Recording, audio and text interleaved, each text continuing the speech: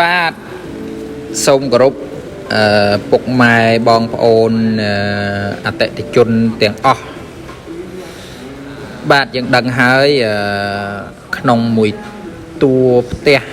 ឬក៏មួយតួសំណង់អាគារបាទផលិតផលសំណង់គ្រប់មុខសុទ្ធសឹងដែលមានគេហៅថាសារៈសំខាន់រៀងខ្លួនដោយឡែកទៅលើសម្ភារៈឥដ្ឋការ៉ូសម្ភារៈឥដ្ឋការ៉ូវារឹតតែចាំបាច់ទៀតក្នុងការលំអសោភ័ណភាពខាងក្នុងបើថ្នាំពណ៌ប្រៀបដូចខោអាវអញ្ចឹងណាខោអាវនៅក្នុងតួសម្ភារៈសំណង់ប៉ុន្តែផ្នែកខាងក្រៅប៉ុន្តែឥដ្ឋការ៉ូដើរតួសំខាន់នៅក្នុងការដេគ័រ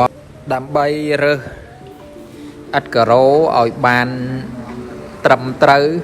ស័ក្តិសមជាមួយនឹងសភាព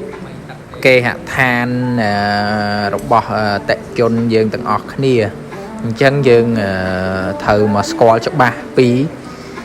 ប្រភេទផលិតផលមួយបាទតើផលិតផលដែលផលិតតាមបណ្ដារោងចក្រនានាដូចជាប្រទេសចិនវៀតណាមប្រទេសថៃឬក៏ម៉ាឡេឬក៏ប្រទេសផ្សេងហ្នឹងតើគុណភាពវាខុសគ្នាកម្រិតណាបាទហើយនៅក្នុងគុណភាពហ្នឹងយើងមើលមិនបានដឹងបាទដូចទៅលើប្រភេទការ៉ូមួយចំនួនដែលខ្ញុំកំពុងធ្វើ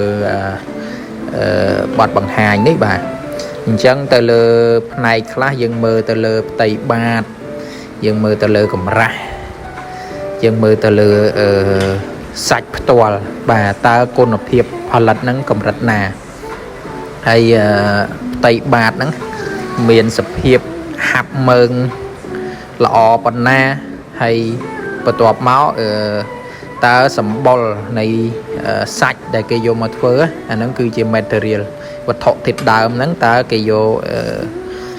កម្រិតណាយកមកធ្វើបាទអញ្ចឹងយើងផ្ទាល់តែត្រួតពិនិត្យមើលផ្ទាល់ទើបយើងអាចដឹងបាទដោយប្រភេទຂະຫນាត3ទឹក6ទឹកដែលគេហៅប្រភេទធម្មតានេះអញ្ចឹងយើងមើលសាច់ទៅគឺស្រាលសាច់ប្រភេទធម្មតាបាទដល់ពេលទៅមើលប្រភេទ6សាច់រៀងកម្ៅបន្តិចអញ្ចឹងបានន័យថាក្នុងសមាសធាតុហ្នឹងមានសភាពថ្មលាយជាមួយនឹងដីដុតមួយចំនួនណាបាទ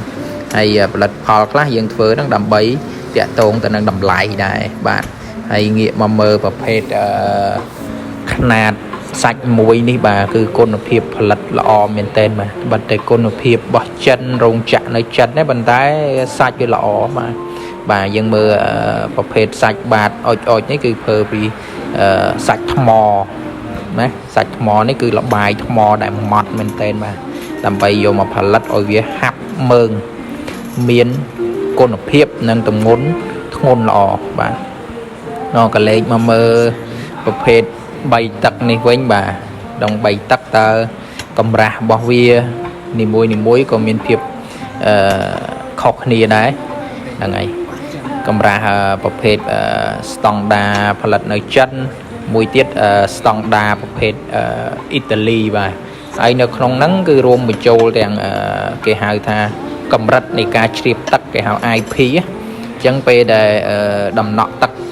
យើងប្រើប្រាស់ពីលើទៅវាជ្រាបទៅដល់ខោមអត់ប៉ះពាល់ទៅដល់សភាពសំណង់យើងអត់បាទគឺសិតតែមានការឆ្លងកាត់ការ testing បើយើងប្រើប្រាស់